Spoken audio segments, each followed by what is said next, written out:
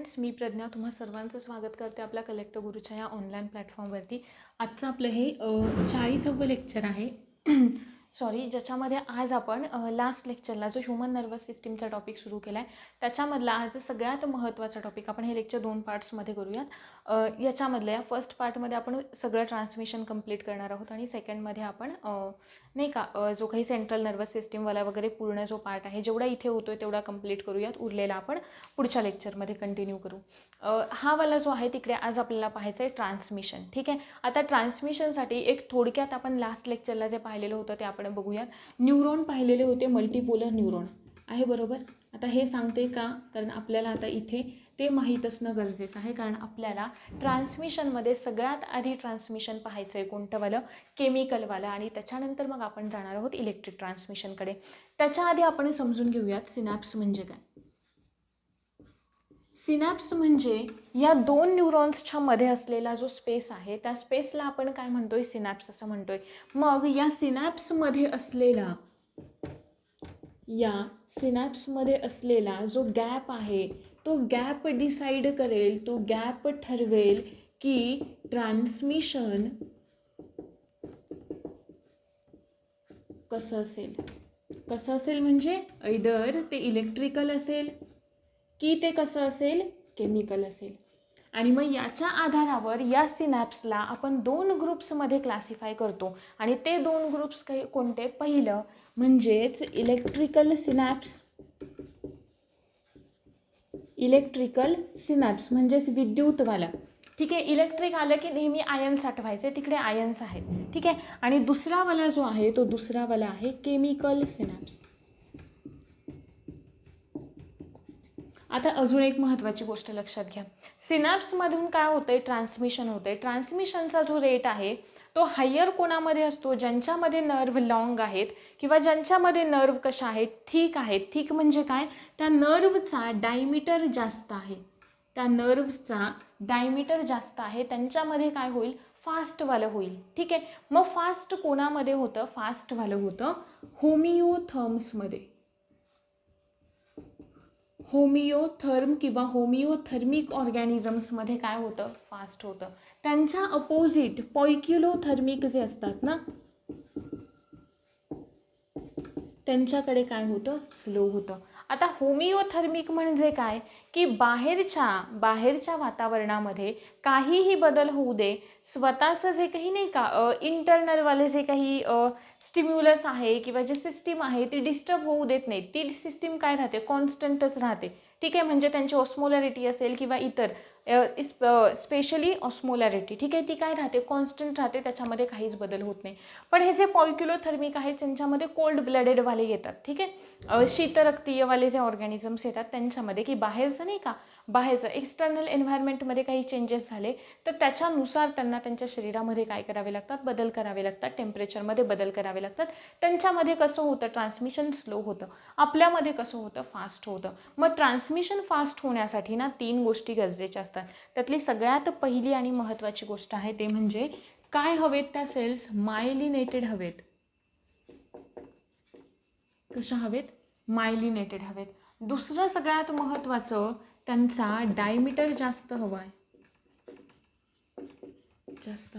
आणि तिसरं आणि सगळ्यात महत्त्वाचं, त्यांच्यामधलं टेम्परेचर जे आहे, ज्या ऑर्गॅनिझममध्ये टेम्परेचर जास्त आहे किंवा ज्यांना आपण हॉट ब्लडेड असं म्हणतोय, ठीक आहे, त्यांच्यामध्ये कसं होईल, फास्ट होईल, जसं इथे सांगितलं तसं. तिसरं टेम्परेचर. होमिओथर्म म्हणजे हॉट ब्लडेड आहेत ते, बरोबर आहे ना, उष्ण रक्तीय प्राणी, त्यांच्यामध्ये ऑलरेडी फास्ट होते. जे शीतरक्तीय आहेत, पॉयक्युलोथर्मिक आहेत, त्यांच्यामध्ये काय होते, स्लोवालं होते, आहे बरोबर. मग आता मला सांगा, वर्टिब्रेट्समध्ये या सगळ्या प्रॉपर्टीज असतात का, येस असतात का, कारण वर्टिब्रेट्समध्ये जे न्यूरॉन्स असतात ते कसे असतात, मायलिनेटेड असतात, ऑलरेडी त्यांचा डायमीटर जास्त असतो. आणि वर्टिब्रेट्स कसे असतात, मॅमल्स आपला जर का विचार केला तर कसे असतात, त्यांच्यामध्ये वॉर्म ब्लडेड असतात, टेम्परेचर जास्त असतं, बाहेर काही का होईना आतमधलं बॉडी टेम्परेचर डिस्टर्ब होत नाही, ते कसं राहतं, कॉन्स्टंट राहतं. मग ठीक आहे, वर्टिब्रेट्सचा प्रश्न तर इथे सॉल्व्ह झाला आहे बरोबर. मग नॉन वर्टिब्रेट्सच्या बाबतीत काय आहे, बरोबर. मग नॉन वर्टिब्रेट्समध्ये किंवा इनवर्टिब्रेट्समध्ये यांच्यामध्ये ही वाली कंडिशन आपल्याला दिसून येते, कोणती, ज्यांच्याकडे नर्व्सचा डायमीटर जास्त आहे ती वाली. ठीक आहे. आणि अशा पद्धतीने त्यांच्यामध्ये काय होतं, ते ट्रान्समिशन फास्ट होतं.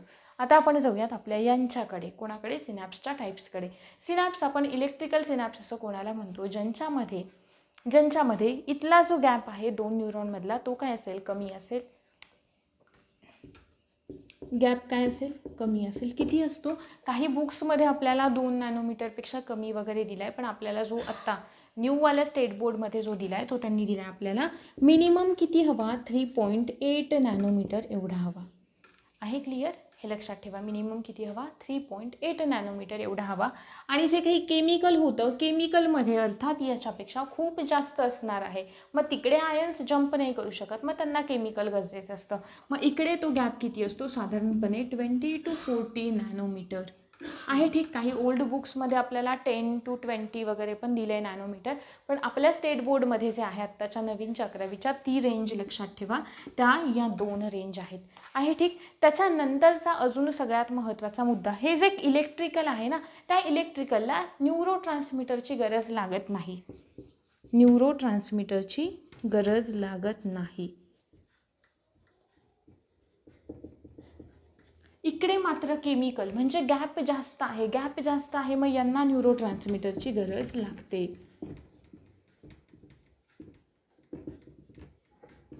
आहे क्लिअर इथंपर्यंत, बरोबर आहे. म्हणून यांना आपण काय म्हणतोय, केमिकल सिनॅप्स असं म्हणतोय. आणि इकडे जे होतात ते कसे होतात, इकडेचे केमिकल आहेत आणि इकडेचे काय आहेत, इलेक्ट्रिकल आहेत आहे. बरोबर. आता आपण बघूयात की हे जे केमिकल सिनॅप्स आहेत ना, ते केमिकल 2 प्रकारचे सिक्रेट केले जातात न्यूरोट्रान्समीटर. कोणते 2 प्रकारचे असतात, त्यातलं पहिलं आहे, मेसेज कोणत्या प्रकारे येतोय ना त्याच्यावरती डिपेंड असतं.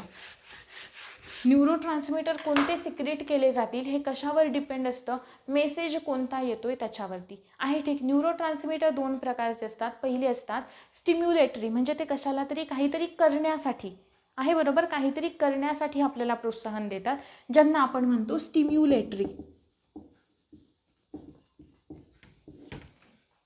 आहे. बरोबर, म्हणजे काहीतरी करण्यासाठी. मग स्टिम्युलेटरीमध्ये कोणते कोणते येतात, सगळ्यात पहिले येतं ACH. आपण शिकलो हे ACH वाला आहे. बरोबर, ACH नंतर कोणते कोणते येतात, इपिनेफ्रिन आहे.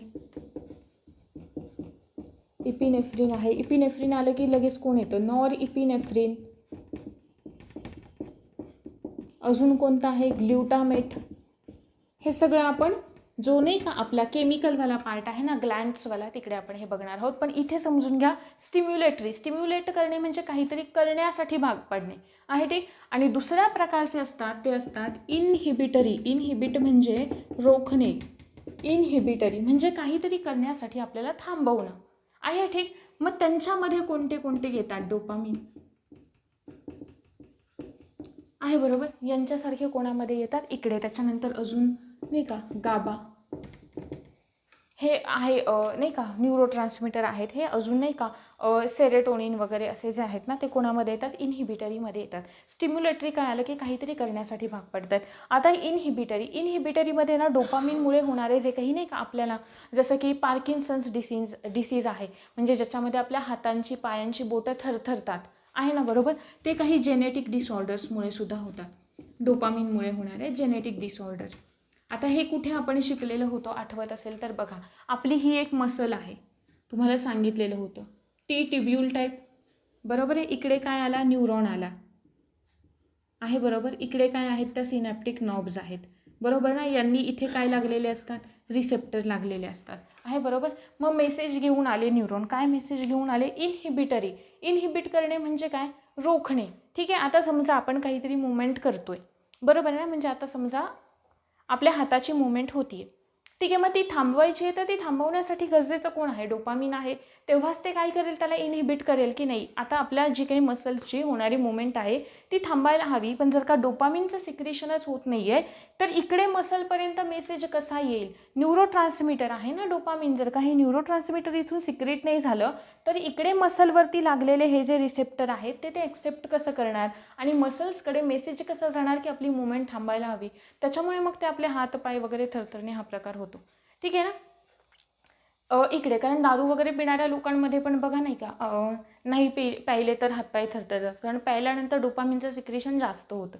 ठीक आहे ना. सोबत त्याच्यामुळे ज्या आपल्या सेरेबेलममध्ये ज्या नाही का सेल्स असतात, त्या सेल्स ज्या आहेत ना त्या थोड्याशा काय होतात, इनॅक्टिव्ह होतात काही काळासाठी, ज्यांना आपण पर्किंजे सेल्स असं म्हणतो. सो मग आपला बॅलन्स जातो आणि मग ते नाही घेतली तर मग त्यांचे हातपाय थरथरणे वगैरे असले प्रकार होतात का, डोपामिनचं सिक्रेशन नाही होत नेहमी इतकं आहे. ठीक आहे, अशा पद्धतीचे. त्याच्यानंतर अजून नाही का अल्झायमर्स वगैरे सुद्धा डिसीज असतात की ज्यांच्यामध्ये मेमरी लॉस वगैरे सारखे नाही का काही आपल्याला डिसऑर्डर्स पाहायला मिळतात. ठीक आहे, हे आपण सगळे पुढे तर पाहणारच आहोत जेव्हा केमिकलमध्ये येईल तेव्हा. पण आता इथे फक्त लक्षात ठेवा स्टिम्युलेटरी आणि इनहिबिटरी. आता केमिकल ट्रान्समिशन कसं होतं हा आधी पार्ट आपण बघूयात.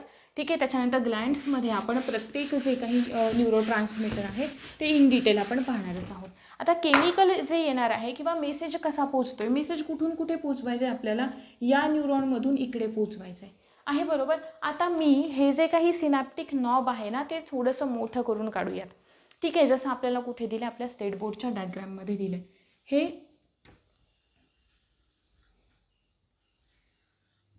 आहे बरोबर, ही काय आहे, सिनॅप्टिक नॉब आहे. नावं देऊयात. सिनॅप्टिक नॉब न्यूरॉनमध्ये आठवत असेल, ड्रॉ केला असेल तर डायग्राम खाली पहा. इकडे टोकाला इथे आपण सिनॅप्टिक नॉब्स ड्रॉ केलेले होते आहे बरोबर. इकडे पुढे दुसरा न्यूरॉन सुरू होतोय आपला, ही सिनॅप्टिक नॉब आहे आणि इथे दुसरा न्यूरॉन आपला सुरू झाला आहे म्हणजे डेंड्राइट्सवाला. हा न्यूरॉन कोणत्या प्रकारचा आहे बघा, न्यूरॉन्सचे ना काही पार्ट्स पडतात कशानुसार ना, ॲक्झॉनचे त्याच्या, बरोबर आहे ना. मग आता हे काय आहे, हा ॲक्झॉन आहे तो कशाला लागला आहे, डेंड्राइट्सच्या इथे आहे बरोबर. मग अशा वेळी आपण त्याला काय म्हणणार, ॲक्झो डेंड्रॉनिक सिनॅप्स आहे बरोबर. ॲक्झोडेंड्रॉनिक का, कारण ॲक्झॉन कुठे आला आहे, डेंड्राइट्सच्या इथे आला आहे. म्हणजे इकडे हा त्याचा ॲक्झॉन आहे आणि तो इकडे ह्याच्या पुढे डेंड्राइट्सच्या इकडे आला. दुसऱ्या प्रकारचा कोणता असतो, ॲक्झॉनिक. म्हणजेच हा वाला ठीक आहे ना, हा आता काय आहे, ॲक्झॉन आहे बरोबर. आणि इकडेच दुसरा पुढे काय येतो, ॲक्झॉन येतो. मग अशा वेळी आपण याला काय म्हणतो, ॲक्झॉनिक असं म्हणतो. नंतर बघा काही ॲक्झॉन जे आहेत ना, काही ॲक्झॉन ते या सेल बॉडी, ही काय आहे सेल बॉडी, मग या सेल बॉडीच्या कॉन्टॅक्टमध्ये येतात आहे बरोबर. मग अशा वेळी आपण त्यांना काय म्हणतो, ॲक्झोसायटोनिक असं म्हणतो. जेव्हा ते सेल बॉडीच्या कॉन्टॅक्टमध्ये असतील, सेल बॉडीला आपण सायटोन असं म्हणतो. इथे आपण कोणाचा अभ्यास करतोय, पहिलावाला ॲक्झोडेंड्रॉनिक आहे बरोबर. आता सायन्स बघा इथून पुढे आपलं थोडंसं कॉम्प्लिकेटेड होत चाललं. इथे काय लागलेले असणार आहे, आता बघा थोडंसं दूर काढूयात आपण याला. इकडे काय आहे, डेंड्राइट्स आहे. इथे काय लागलेले असतील, रिसेप्टर्स लागलेले असतील आहे बरोबर. आता बघा सगळ्यात महत्त्वाचं, सिनॅप्टिक नॉबच्या आतमध्ये काय आहेत, सिनॅप्टिक नॉबच्या आतमध्ये काय आहेत, सिनॅप्टिक नॉब्सच्या आतमध्ये आहेत सिनॅप्टिक वेसिकल्स. Synaptic vesicles. आणि या सिनॅप्टिक वेसिकल्समध्ये काय आहेत, न्यूरो ट्रान्समीटर आहेत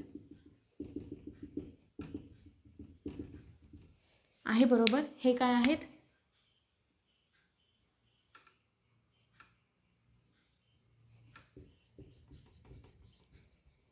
न्यूरो ट्रान्समीटर आहे. इथंपर्यंत क्लिअर. न्यूरो ट्रान्समीटर कोण करेल, न्यूरो ट्रान्समीटर तयार कोण करतात, वरचे निझल्स ग्रॅन्युल तयार करतात आहे बरोबर. आणि निझल्स ग्रॅन्युलमधून इकडे मेसेज कोण आणेल, इथे कोण असतं, ॲक्झॉन हायलॉक असतं आहे बरोबर. ॲक्झॉन हायलॉक काय करेल, मेसेज घेऊन खाली येईल आहे. इथंपर्यंत क्लिअर. आता मेसेज जेव्हा इकडे आला, ठीक आहे, म्हणजे या वेसिकल्सच्या इकडे मेसेज आला की हे जे मेम्ब्रेन आहे ना, आता बघा याला आपण काय म्हणूयात, हे सुद्धा एक मेम्ब्रेनच आहे बरोबर आहे. पण या ॲक्झॉनच्या नंतर आहे बरोबर सिनॅप्स. इथे मधला गॅप काय आहे, सिनॅप्स आहे. सिनॅप्सच्या नंतर आहे, नंतरला आपण काय म्हणतो, पोस्ट. काय म्हणतो, पोस्ट. पण कशाच्या नंतर, सिनॅप्सच्या नंतर. मग याला आपण काय म्हणणार, post synaptic membrane. Post synaptic membrane. सिनॅप्सच्या आधी असलेला मेम्ब्रेन याला काय म्हणणार आपण, pre synaptic membrane. Pre synaptic membrane. आता व्यवस्थित लक्ष द्या. हा जेव्हा केव्हा जसा मेसेज पोहोचतो आहे बरोबर, मेसेज इकडे पोहोचला तसं हे काय आहे, मेम्ब्रेन आहे. मेम्ब्रेनवरती सेल मेम्ब्रेनचं स्ट्रक्चर आपण बघितलंय कसं असतं, बायलेअर स्ट्रक्चर असतं. पण या बायलेअर स्ट्रक्चरमध्ये काही चॅनेल्स पण असतात का, वेगळे वेगळे चॅनेल्स असतात, आहे बरोबर, की जे काय करतात आयन्सना ये जा करण्यासाठी मदत करतात, आहे बरोबर. मग या मेम्ब्रेनवरती असलेले कॅल्शियम गेटेड चॅनेल जे असतात ना, कॅल्शियम गेटेड चॅनेल, ते काय होतात, ओपन होतात. मग कॅल्शियम गेटेड चॅनेल ओपन झाले की आतमध्ये कोण येईल, Ca++, आहे बरोबर. आतमध्ये कोण आले, Ca++ आले. Ca+ जसेच आत आले, आहे बरोबर. आठवत असेल तर बघा, ह्या टाईपचं आपण कुठे पाहिलेलं होतं, मसल कॉन्ट्रॅक्शन मसल रिलॅक्झेशनची जी थेअरी होती तिकडे आपण पाहिलेलं होतं. आठवतंय का, पोलरायझेशन होतं, इकडून न्यूरॉन आला, ह्या अशा टाईपमध्ये तुम्हाला मी दाखवलेलं होतं बघा. इथून न्यूरॉन्स येतात आणि इकडे आपली मसल असते, आहे बरोबर. आणि इकडून न्यूरॉन आले की मेम्ब्रेन काय होतं, पोलराईज होतं. पोलराईज झाल्यावर काय होतं, इकडून Na+ आतमध्ये यायला लागतात आणि इथे जे रफ एंडोप्लाझ्मिक ज्याला आपण मसल्समध्ये त्याला आपण काय म्हणालो होतो, नाही का आता आठवत नाही आहे, पण इकडे जे काही सार्को म्हणालो होतो, मसलला आपण सार्को टर्म वापरतो.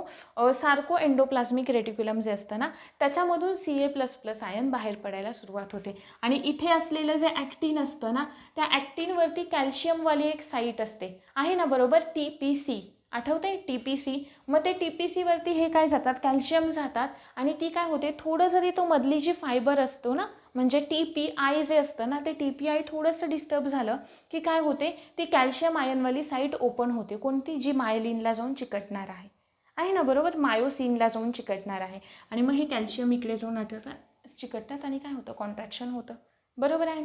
ते तशा टाईपचं, ती फार मोठी थेरी होती. आता इकडे बघा, ती सगळीच नाही एक्सप्लेन करता येणार, सिमिलर त्या टाईपमध्येच कॅल्शियम आयन्स आत आले ना की काय होतं, हे जे काही सिनॅप्टिक मेम्ब्रेन आहे ना, ते सिनॅप्टिक मेम्ब्रेन कॅल्शियम आत आले की याच्या कॉन्टॅक्टमध्ये जातं, कोणाच्या, सिनॅप्टिक वेसिकल्सच्या. कुठे गेलं सिनॅप्टिक वेसिकल्स, हे बघा, या सिनॅप्टिक वेसिकल्सच्या कॉन्टॅक्टमध्ये जसं गेलं, जसं त्याला चिकटलं, तसं काय होतं, हे ब्रेक होतात आणि यांचं सगळं जे काही आतमधले न्यूरोट्रान्समीटर आहे, ते न्यूरोट्रान्समीटर सगळे कुठे येणार आहे, बाहेर येणार आहे. न्यूरोट्रान्समीटर बाहेर आले की इथे ऑलरेडी रिसेप्टर लागलेले आहेत. रिसेप्टर काय करतील, या न्यूरोट्रान्समीटरला कॅच करतील आणि न्यूरोट्रान्समीटर काय घेऊन आलेत, मेसेज घेऊन आलेत ना. तो मेसेज कुठे पास केला जाईल, पुढच्या न्यूरॉनकडे. आणि अशा पद्धतीने तो मेसेज कशामध्ये, एका न्यूरॉनकडून दुसऱ्या न्यूरॉनकडे मेसेज गेला, आहे बरोबर. पण आता आपल्याला हे पण माहीत पाहिजे की न्यूरॉनमधल्या न्यूरॉनमध्ये मेसेज कसा काय पास होतो आहे, ठीक आहे. ज्यालाच आपण, हे जे होतं ते होतं केमिकलवालं ट्रान्समिशन. आता आपल्याला एकाच न्यूरॉनमध्ये, म्हणजे इथून इथंपर्यंत मेसेज कसा ट्रान्सफर होईल ते आपल्याला बघायचं आहे, ज्याला आपण इलेक्ट्रिक ट्रान्समिशन असं म्हणतो.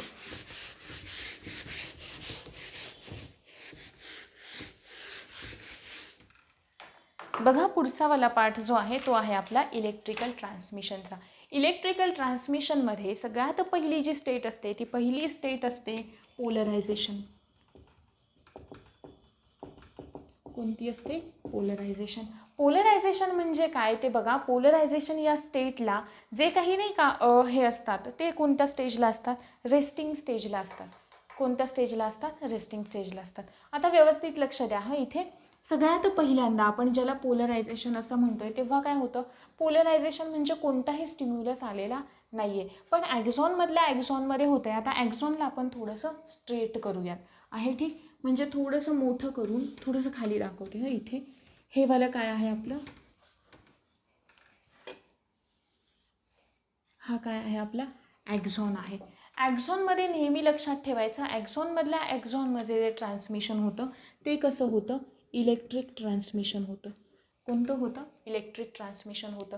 मग या ॲक्झॉनच्या बाहेर, म्हणजे तुम्हाला आठवत असेल तर बघा, सेलच्या वेळे मला ते बोन्स शिकताना मी तुम्हाला सांगितलेलं होतं की बोन्समध्ये काय असतात, अनेक सेल्स असतात, बरोबर आहे. मग या सेल्स आहेत, या सेल्सच्या बाजूनी असलेलं जे काही फ्लुइड असतं, त्या फ्लुइडला आपण काय म्हणतो, त्या फ्लुइडला आपण म्हणतो एक्स्ट्रा सेल्युलार फ्लुइड, बरोबर आहे. आणि सेलच्या आतमध्ये जे आहे इकडे, त्याला आपण काय म्हणतो, इंट्रासेल्युलार फ्लुइड, आहे बरोबर. मग इकडे ज्या सेल्स आहेत ना ॲक्झॉनवाल्या, त्यांच्या बाहेर जे काही एक्स्ट्रा सेल्युलर फ्लुइड आहे त्या एक्स्ट्रा सेल्युलर फ्लुइडमध्ये आयन्स असतात. कोणते आयन्स असतात? सोडियम आयन्स असतात. आणि चार्ज कोणता असतो? पॉझिटिव्ह चार्ज काही पार्टिकल्स असतात. म्हणजेच Na++ कुठे आहे? बाहेर आहे, एक्स्ट्रा सेल्युलर फ्लुइडमध्ये आहे.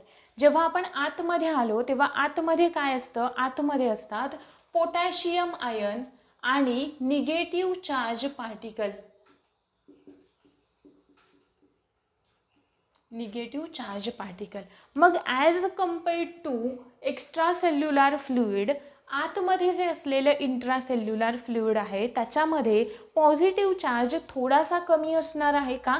कारण इथे निगेटिव्ह चार्ज पार्टिकल आहेत ना, बाहेर Na+ आहे आणि पॉझिटिव्ह चार्ज पार्टिकलसुद्धा आहेत, म्हणजे बाहेरच्या बाजूला पॉझिटिव्ह चार्ज थोडासा जास्त असणार आहे, बरोबर आहे. आणि त्याच्या कंपॅरिझनमध्ये आतमध्ये पॉझिटिव्ह कमी आहे, ज्यालाच आपण काय म्हणतो? निगेटिव्ह चार्ज असं म्हणतो. मग आता बघा, पॉझिटिव्ह आणि निगेटिव्ह असे दोन पोल्स क्रिएट झाले क्रिएट, म्हणून आपण या पहिल्या स्टेपला काय म्हणतो? पोलरायझेशन. काय म्हणतोय? पोलरायझेशन असं म्हणतोय. आता ही स्टेज कुठंपर्यंत आहे बघा, ही स्टेज कुठंपर्यंत आहे? नेहमी लक्षात ठेवायचं, हे जे काही मेम्ब्रेन आहे ना त्याला आपण काय म्हणतो? सेल मेम्ब्रेन असं म्हणतो. सेल मेम्ब्रेनचं स्ट्रक्चर कसं असतं?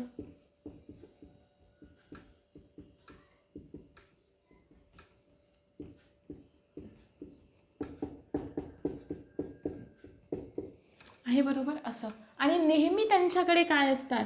चॅनेल्स असतात का काही प्रकारचे? आहे, बरोबर. मग आता हे चॅनेल्स कोणते? आता इथे कोणते लक्षात घ्यायचे? Na आहे आणि K आहे, म्हणजेच Na वाले सुद्धा असतात आणि K वाले सुद्धा असतात. आहे, बरोबर. म्हणजे Na कुठे आहे? आता बाहेर आहे, मेम्ब्रेनच्या बाहेर आहे. आणि पोटॅशियम कुठे आहे? पोटॅशियम आतमध्ये आहे. मग Na नेहमी कोणत्या प्रयत्नात असतं? आतमध्ये येण्याच्या. हे चॅनेल नेहमी काय असतात? ओपनच असतात, नेहमी ओपन असतात. ठीक आहे. मग Na म्हणजेच सोडियम नेहमी काय प्रयत्न करतं? आतमध्ये येण्याचा, आणि ते काय येतंय? आतमध्ये येतंय. पोटॅशियम जे आहे, K जे आहे, ते नेहमी प्रयत्नात असतं बाहेर जाण्याच्या. आहे, बरोबर. नेहमी प्रयत्नात असतं बाहेर जाण्याच्या. मग मला सांगा, हे जे काही नाही का पोलराइज स्टेट आहे, म्हणजे आत्ता स्टेबल आहे, आत्ता कोणताही स्टिम्युलस आलेला नाही आहे, कोणताही मेसेज आलेला नाही आहे, तेव्हा ती स्टेट स्टेबल आहे. मग आता काय झालं आहे बघा, इकडे ही जी पोलराइज स्टेट असते, मग तेव्हा असलेलं जे पोटेन्शियल असतं, म्हणजे हे जर का चार्ज बदलले, आता Na आत आलं, हे बाहेर आलं, तर त्यांच्यामध्ये काय क्रिएट होतो? दोन्ही चार्जेस वेगवेगळे आहेत, त्याच्यामुळे इथे तयार होतो पोटेन्शियल डिफरन्स. काय क्रिएट होतो? पोटेन्शियल डिफरन्स क्रिएट होतो. आणि तो पोटेन्शियल डिफरन्स साधारणपणे 50 ते 100 किती असतो? मिली व्होल्ट एवढा असतो. लक्षात ठेवायचं, किती असतो?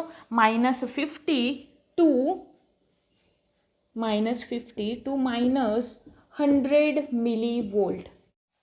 इथे नाही का रेग्युलरमध्ये, म्हणजेच जेव्हा स्टिम्युलस कोणताही आलेला नाही आहे, बरोबर, म्हणजे ते कसं आहे? रेस्टिंग स्टेजला आहे. कोणत्या स्टेजला आहे? रेस्टिंग स्टेजला आहे. मग त्या रेस्टिंग स्टेजला असलेलं जे पोटेन्शियल असतं, पोटेन्शियल डिफरन्स म्हणजे काय?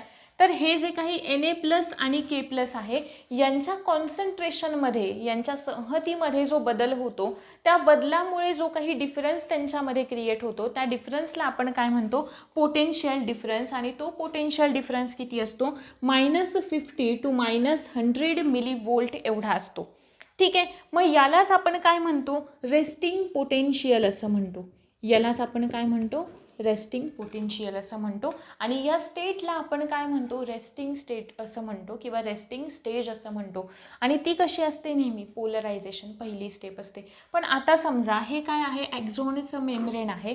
ॲक्झोनच्या मेम्ब्रेनला आपण काय म्हणणार? ॲक्झोलेमा. काय म्हणणार? ॲक्झोलेमा. आणि जसं की आत्ता मगाशी सांगितलं की इकडे काय असतात? लीकी चॅनेल्स असतात, की ज्यांच्यामधून नेहमी काय करेल? Na जे आहे ते आतमध्ये येण्याचा प्रयत्न करेल, आणि K जे आहे ते K बाहेर जाण्याचा प्रयत्न करेल. मग Na आत येतं आहे, K बाहेर जातं आहे. मग हे जे रेस्टिंग पोटेन्शियल आहे ते मेंटेन राहील का? नाही राहणार. कॉन्स्टंट राहील का? नाही राहणार. त्याच्यामध्ये सतत बदल होणार. पण जसं की आपल्याला मी सांगितलं आहे त्याप्रमाणे प्रत्येक ऑर्गॅनिझमनी प्रत्येक सेलनी स्वतःला अशा पद्धतीने मॉडिफाय केलं आहे की तिचं फंक्शन जे आहे ते मेंटेन ठेवण्याची किंवा कॉन्स्टंट ठेवण्याची कपॅसिटी तिने बिल्डअप केलेली असते. आणि तसंच एक मॉडिफिकेशन ज्याला आपण म्हणतोय सोडियम पोटॅशियम पंप. हा पंप काय करतो, पंपचं आपण काम नाही का, वेगळे वेगळे पंप असतात पाणी बाहेर काढणं एक्सेट्रा एक्सेट्रा नाही का, पाण्यासाठी मोटर वगैरेवाले जे पंप असतात ना, तसंच इकडे सुद्धा सेल मेम्ब्रेन्समध्ये सुद्धा एक पंप लागलेला असतो ज्याला आपण काय म्हणून ओळखतो, सोडियम पोटॅशियम पंप म्हणून ओळखतो. मग या सोडियम पोटॅशियम पंपचं काम काय आहे की यांचा जो काही पोटेन्शियल डिफरन्स आहे किंवा जे कॉन्सन्ट्रेशन आहे ते मेंटेन ठेवणं. कसं मेंटेन ठेवणं, हा एन ए पंप काय करतो, तो काम करतो प्रत्येक वेळी जेव्हा तो फिरेल ना, एकदा फिरला की काय करेल, 3 सोडियम बाहेर टाकतो आणि 2 K+ आत घेतो. आहे क्लिअर? बघा किती म्हणजे कशा पद्धतीने मेंटेन होते. मग सोडियम बाहेर जास्त गेले, ठीक आहे, सोडियम बाहेर जास्त गेले, 3 सोडियम बाहेर जात आहेत आणि इकडे आतमध्ये किती येत आहेत, 2च K येत आहेत. मग बाहेर पॉझिटिव्ह चार्ज जास्त क्रिएट होतोय, आहे बरोबर, आणि आतमध्ये मग कोणता राहतोय, निगेटिव्ह राहतोय. मग अशा पद्धतीने हे जे काही पॉझिटिव्ह बाहेर आणि निगेटिव्ह आतमध्ये, या स्टेटला आपण म्हणतो पोलरायझेशन. आहे बरोबर, की ज्या स्टेजला पोटेन्शियल डिफरन्स किती असेल, -50 to -100च्या रेंजमध्ये, पण एकच विचारलं, जर एकच ऑप्शन दिला आहे तर ॲव्हरेज किती असेल, ॲव्हरेज असतो -70 मिलीव्होल्ट. किती असतो, -70 मिलीव्होल्ट. लक्षात ठेवायचं हा पार्ट कंपल्सरी, कारण तुम्हाला आता पोटॅशियम आयन त्याच्यानंतर नाही का सोडियम आयनचं कॉन्सन्ट्रेशन विचारलेलं होतं. त्याच्यानंतर सेल मेम्ब्रेनमध्ये सुद्धा तुम्हाला एक नाही का 3 काहीतरी ऑप्शन होते, मला एक्झॅक्ट आत्ता क्वेश्चन आठवत नाही आहे, पण MDR पंप वगैरे असे ऑप्शन दिलेले होते. सो तुम्हाला हा पार्ट माहीत असणं गरजेचं आहे सेल मेम्ब्रेनमधला, ठीक आहे. कारण सेल मेम्ब्रेन प्रत्येक ऑर्गनमध्ये जेव्हा जात आहे ना, तेव्हा स्वतःमध्ये काही ठराविक असे मॉडिफिकेशन्स करत असतं. जसं की हे इथे एक आहे बरोबर, ज्याला आपण काय म्हणतोय, सोडियम पोटॅशियम पंप असं म्हणतोय. लक्षात ठेवायचं आहे. पुढे आपण गेलो, आता ही कोणती होती, पोलराइज स्टेट होती, म्हणजे जेव्हा काय नाही आहे, कोणताच स्टिम्युलस आलेला नाही आहे. आता पुढे काय होईल बघा, पुढची स्टेट आहे कोणती वाली, डिपोलरायझेशन. हे पोटेन्शियल डिफरन्स लक्षात ठेवा, रेंज लक्षात ठेवली तर -50 to -100 मिलीव्होल्ट लक्षात ठेवा आणि ॲव्हरेज जी आहे ती -70 मिलीव्होल्ट लक्षात ठेवा. हे झालं आपलं पहिली पोलराइज स्टेट. आता आपण जाणार आहोत कुठे, स्टिम्युलस आलाय, इकडे स्टिम्युलस नाही आहे. आता होतं पोलरायझेशनवाल्या स्टेटचं की जेव्हा स्टिम्युलस नाही आहे. आता काय झालं, आता स्टिम्युलस आला, स्टिम्युलस जनरेट झाला. पण नेहमी लक्षात ठेवा, एखादा स्टिम्युलस आल्यानंतर जसं की मी तुम्हाला नर्व फायबर्सच्या किंवा नर्व सेल्सच्या प्रॉपर्टीज सांगताना एक सांगितलेलं होतं, कोणतं, थ्रेशोल्ड स्टिम्युलस. आठवत असेल तर बघा की जो थ्रेशोल्ड स्टिम्युलस कितीच्या रेंजमध्ये हवा, ती रेंज आहे -55 मिलीव्होल्ट टू -60 मिलीव्होल्ट. याला आपण काय म्हणतोय, थ्रेशोल्ड स्टिम्युलस असं म्हणतो, थ्रेशोल्ड स्टिम्युलस. आठवत असेल तर बघा लास्टच्या लेक्चरमध्ये सांगितलेलं होतं की आपल्याला एखादा स्टिम्युलस म्हणजे आपण काही ऐकलं आहे बरोबर, आपण काही पाहिलं किंवा आपण नाही का एखादा थॉट करतोय, विचार जरी करतोय, तरी काय होतात, आपल्या नर्व सेल्स ॲक्टिवेट होतात. पण त्या ॲक्टिवेट होण्यासाठी जो एका ठराविक व्हॅल्यूचा स्टिम्युलस येणं गरजेचं असतं. ऑल आणि नन फेनॉमेनॉन आठवा, मागच्या लेक्चरमध्ये सांगितलेलं. त्या ठराविक फ्रिक्वेन्सीचा किंवा त्या ठराविक व्हॅल्यूचा जर का स्टिम्युलस आला तरच आपल्या त्या सेल्स काय होतील, ॲक्टिवेट होतील, अदरवाईज नाही. मग आता असं आपण समजूयात की त्या ठराविक नाही का त्या थ्रेशोल्ड स्टिम्युलस आला, बरोबर आहे. हे काय आहे, आपलं मेम्ब्रेन आहे. कोणतं मेम्ब्रेन आहे, ॲक्झोलेमा आहे. काय आहे, ॲक्झोलेमा आहे, बरोबर आहे. आता हा थ्रेशोल्ड स्टिम्युलस इकडून आला आहे बरोबर, इकडून आला. जेव्हा थ्रेशोल्ड स्टिम्युलस येतोय, एखादी संवेदना येते, कुठे येते, आपल्या ॲक्झॉनकडे येतोय, तेव्हा ॲक्झॉनमध्ये असलेले जे Na गेटेड म्हणजे सोडियम गेटेड चॅनेल्स असतात ना, सोडियम गेटेड चॅनेल्स असतात, ते काय होतील, ओपन होतात. काय होतात, ओपन होतात. आणि ओपन होतात आणि काय होतं, influx of sodium ions. Influx म्हणजे आतमध्ये यायला सोडियम आयन सुरुवात होते. मग आता काय होतंय, सोडियम काय झाले, आतमध्ये आले, सोडियम आतमध्ये आले मग आतमध्ये पॉझिटिव्ह चार्ज क्रिएट झाला, आतमध्ये पॉझिटिव्ह चार्ज क्रिएट झाला आणि बाहेर आतल्यापेक्षा कमी पॉझिटिव्ह चार्ज आहे, ज्याला आपण निगेटिव्ह चार्ज असं म्हणतोय. म्हणजेच काय झालं, चार्जेस उलटे झाले, ज्यालाच आपण काय म्हणतोय, डिपोलरायझेशन. ज्यालाच आपण काय म्हणतोय, डिपोलरायझेशन असं म्हणतोय. आणि त्याच्यासाठी ज्या ठराविक फ्रिक्वेन्सीचा म्हणूयात किंवा त्या मिनिमम व्हॅल्यूचा, ठीक आहे, म्हणजे यांच्यामधलं पोटेन्शियल डिफरन्स काउंट केला तर आपण तो किती आला, तो पोटेन्शियल डिफरन्स येतो +30 टू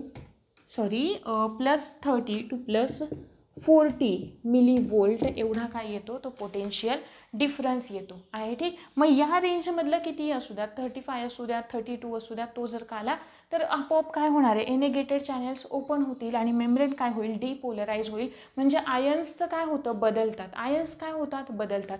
मग बघा, आयन्स बदलले म्हणजे काय झाला, इथे आतमध्ये निगेटिव्ह होता, आता आतमध्ये पॉझिटिव्ह झाला, बाहेर निगेटिव्ह झाला, हे पोलराइज होतं, आता हे काय झालं, डिपोलराइज झालं. म्हणजेच मेसेज आता पुढे गेला आहे ना, इथे मेसेज आलेला नव्हता, आता इथे मेसेज आल्यानंतर मेम्ब्रेन काय झालं, डिपोलराइज झालं. मग याला मेम्ब्रेन पुढच्याकडे पाठवायचं आहे, बरोबर. मग हा काय करणार, हा पुढच्याला काय करणार, डिपोलराइज करणार. पुढे मेसेज गेला, बरोबर आहे, म्हणजे पुढच्या ॲक्झॉनकडे इकडे जेव्हा मेसेज जाईल तेव्हा यांच्याकडे स्टिम्युलस आल्यावर यांचे पण एनेगेटेड चॅनल्स ओपन होतील, आहे ना, बरोबर. म्हणजे हा पुढचा पण काय होईल, डिपोलराइज होईल. पुढच्याकडे मेसेज गेला तो पण काय होईल, डिपोलराइज होईल. पण जेव्हा पुढचे डिपोलराइज होत आहेत तेव्हा मागचा पुन्हा काय होणार आहे, रिपोलराइज होणार आहे, बरोबर. पण इथे सुद्धा मग पुन्हा काय काम करतो, याला रिपोलराइज करण्यासाठी इथे सुद्धा पुन्हा जो काही आपला एनेवाला पंप असतो ना, तो काम करतो. तो पुन्हा काय करतो, इथे पण पंप काम करणार आहे आपलं. काय करेल, 3 सोडियम बाहेर, 2 पोटॅशियम आतमध्ये, पुन्हा काय करून टाकेल, बॅलन्स करून टाकेल. आहे क्लिअर. आणि हे जे पोटेन्शियल असतं, या पोटेन्शियलला आपण काय म्हणतो, ॲक्शन पोटेन्शियल. याला आपण काय म्हणतो, ॲक्शन पोटेन्शियल. आता रिपोलरायझेशन कसं होतं बघूयात. पंप आहे, पंपनी काय केलं, बरोबर सोडियमला काय केलं, बाहेर टाकलं. म्हणजे 2Na2 आतमध्ये काय टाकणार आहे, बाहेर टाकणार आहे. आता काय होईल, जेव्हा रिपोलरायझेशन होतं तेव्हा रिपोलरायझेशनमध्ये जे पोटॅशियम गेटेड चॅनल्स असतात ना, ते पोटॅशियम गेटेड, इथे ही तिसरी स्टेप आपण बघतोय. आता आपण पुन्हा ही स्टेट कोणती आहे आपली, रिपोलरायझेशनवाली. कोणती आहे, रिपोलरायझेशनवाली मध्ये इथे कोणतेच ओपन नव्हते, दोन्ही वाले ओपन होते. सो ते काय राहत होतं, कॉन्स्टंट राहत होतं. इथे काय झाले, एने वाले ओपन झाले. इकडे गेल्यावर कोणते ओपन झाले, K+ वाले ओपन झाले. मग आता काय होईल, K+ काय करतील, बाहेर जातील. K+ काय होईल, बाहेर जाईल. K+ काय गेले, बाहेर गेले. आणि सोडियम जेवढे आत आले तेवढे सोडियम काय राहिले, आत राहिले. मग बाहेर कोणता चार्ज तयार झाला, K+ ओपन झालेत ना. मग K+ ओपन झाल्यावर सगळे K+ बाहेर गेले. बाहेर काय तयार झाला, पॉझिटिव्ह चार्ज तयार झाला. आतमध्ये कोणता चार्ज तयार झाला, निगेटिव्ह चार्ज तयार झाला. म्हणजे पुन्हा जसं पोलरायझेशनमध्ये होतं, बाहेर काय होतं, पॉझिटिव्ह, आतमध्ये काय होतं, निगेटिव्ह. सेम इथे बाहेर पॉझिटिव्ह, आतमध्ये निगेटिव्ह क्रिएट झालं. फक्त डिफरन्स कुठे आला, इथे Na बाहेर होते आणि इकडे K+ बाहेर आहेत. म्हणजेच फक्त काय झाले, रिव्हर्स झाले आहे, बरोबर. रिव्हर्स झाले, आयन्स रिव्हर्स झालेत आणि यालाच आपण म्हणतो रिपोलरायझेशन.